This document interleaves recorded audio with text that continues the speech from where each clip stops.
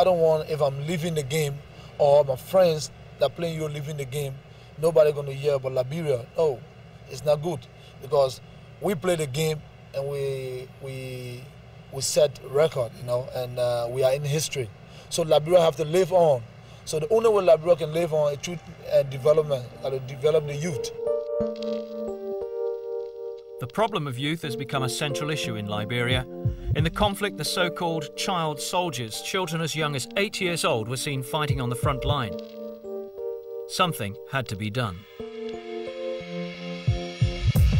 It was a challenge taken up by organisations like Don Bosco. Father Joe Glackin, a Catholic priest from Scotland, has been working with Liberia's children for over 10 years. Some of them just joined, either they were somewhere, people came and forced them to join one faction or another, or when they saw one of their family members being killed, or just as a means of survival, you know, when there's no way to live, no way to eat, so you go join. Very little ideology. They weren't really fighting for any great belief. It was either just survival or revenge.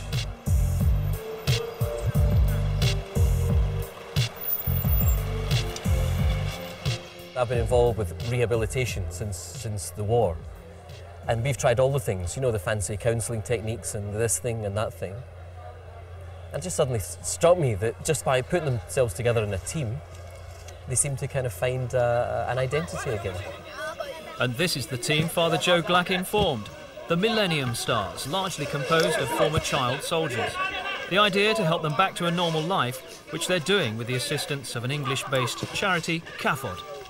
And then by chance I mentioned to some people at CAFOD, you know, it would be great to bring a football team over for the Millennium. And to my surprise, they took it seriously. The Millennium Stars are travelling to England this September and are training hard for it. Practice every day, from Monday to Friday, Saturday, Sunday, we play a match.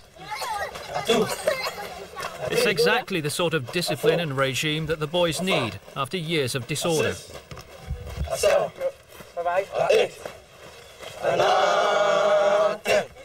Growing up as a boy, you know, as a child, it was very difficult because I'm from a very poor family. You know. Things were hard, you know. Sometimes there's no money for education, and you know, I was in the street of Monrovia. The only thing that helped me was sports, football. It sent me to school, and you know, it brought me through. And football really helped me a lot. This is the house where George was born in 1966. The ghetto in the suburbs of Monrovia hasn't changed much over the years. Football was an ideal escape. I can imagine what football did for me. You know, today you're sitting at my pool. Before I never had even room to sleep. You know.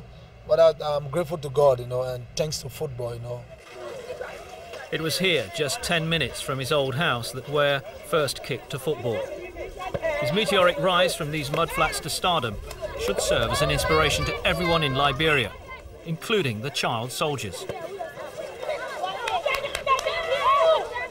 I describe George, we got to be like the world best.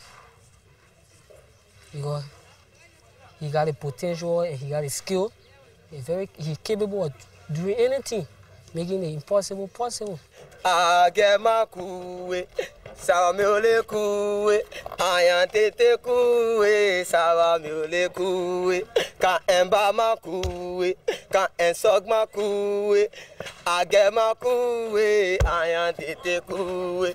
Quand un bas m'a coué. The tour to England has given the Millennium Stars new hope. Half the team is now working.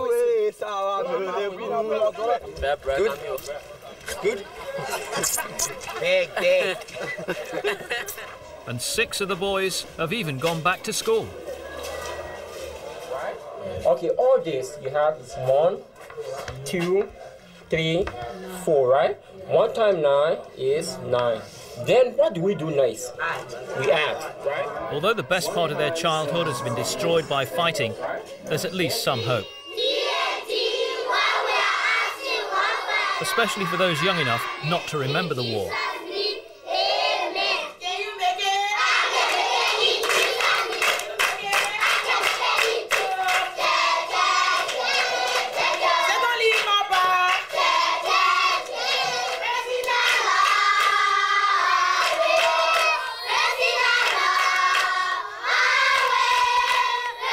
structurally, the war has damaged almost everything. You know, when I came here first, I mean, throughout the whole of the city, there was light, there was water, there was cinemas, restaurants, all that kind of stuff.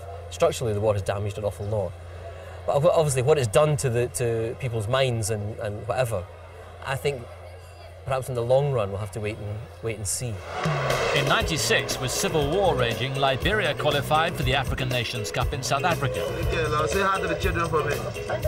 Against the odds, it was the first time that Liberia had qualified for any international tournament. They didn't get past the first round despite this victory against Gabon. But it was a start.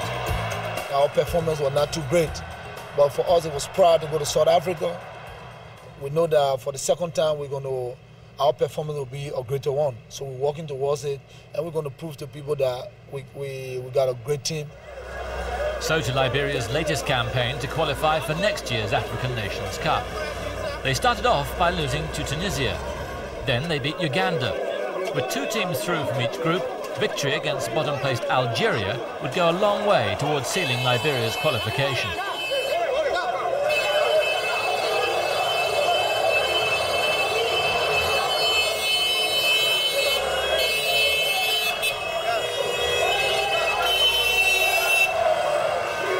Ticket prices had been doubled to $100 Liberian, the equivalent of almost $2 US, in an attempt to control ticket demand for the 35,000 capacity Samuel Doe sports complex.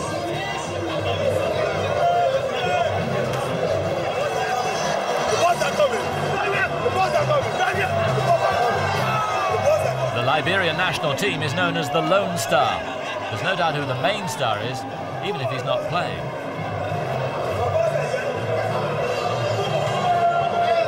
So please, today we want the effort of everybody will be on our field. Let me tell you one thing, these people not coming to defend here today. They are like wounded lions, they're not defending. They are coming all out to play to win. They want 3 points. Nothing much. I came here to be with you guys because we started it together. We have to finish it. I wish you good luck. Play, you compose yourself, don't mind the spectators. The game is 90 minutes.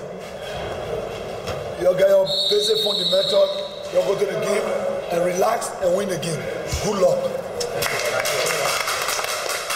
It's difficult, you know, everybody want to be together, playing friendly matches together, you know, being on a camp, you know, for the good composition, you know. But we don't have the opportunity, you know, the facility is not here. So we have to understand, you know. And the time they call upon us to play, we have to improvise. And we just hope for the best. This was also a crucial match for Algeria. Having lost both their previous games, if they failed again, they'd almost certainly be out of the running.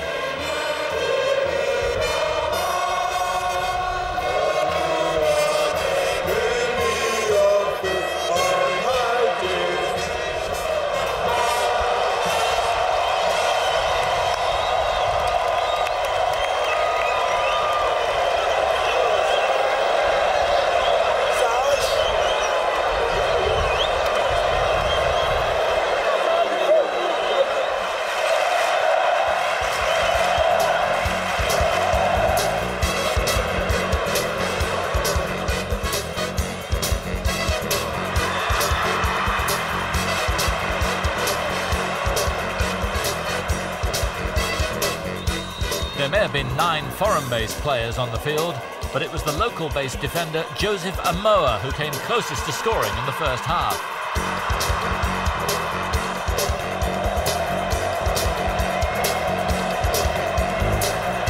The experienced James Debba and Zizi Roberts, Weah's understudy at AC Milan, struggled to put anything together up front.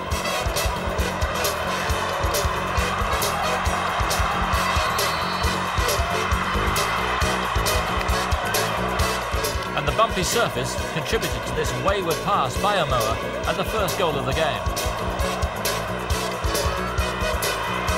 Seyfar Rafiq punishing the mistake.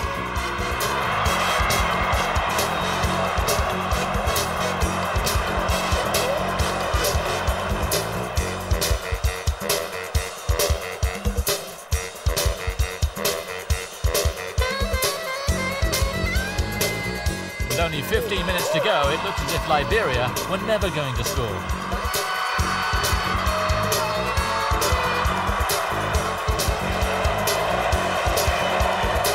Then, the best move of the match.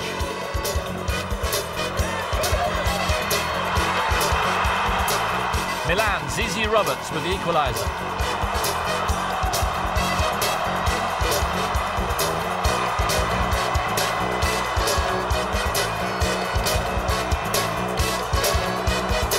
Time is running out, but maybe there was just a chance of a dramatic finish. Zizi Roberts again. Side netting. For a split second, the crowd thought it had gone in.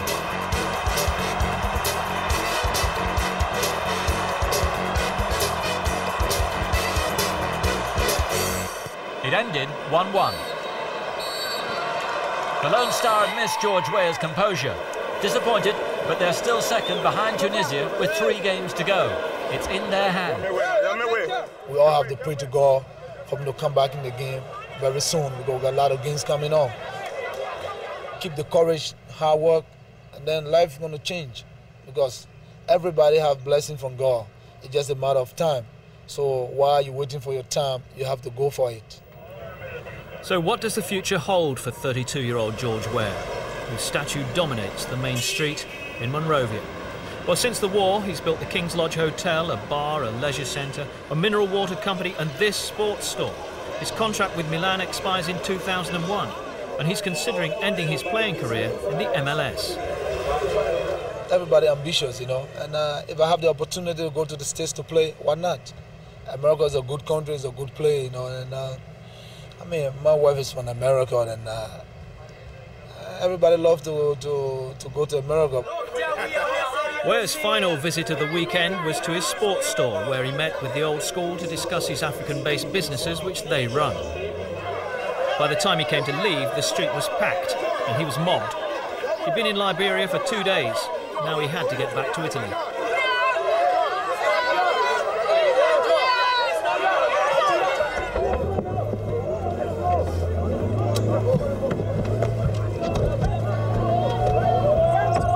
Weah's energy levels are astonishing. He hadn't really slept for almost 3 days. He never sleeps the night before a match, his mind constantly buzzing with football, his new position as a FIFA committee member, and the work he's doing for the United Nations Children's Foundation. But it's Liberia which is at the forefront of his mind, and he's doing everything he can as a sportsman to ensure that his nation heals its wounds. I thank God that I've gone so far, so good. And any other thing that will come my way, I really appreciate. I'm still in the game and I'm still doing well, very well. So I'm in the race, trying to do my best for AC Milan, you know, for Liberia national team. I will try to see if Liberia can go to World Cup. It's not impossible. Even if it don't happen anymore, at least I've served sports and I've given good things to sports in the world. And a lot of people appreciate me for that. So that's the most important.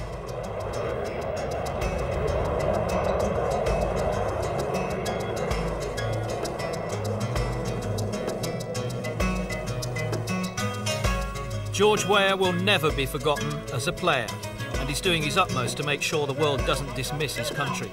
He's the best ambassador Liberia could ever hope to have. His effect is everywhere.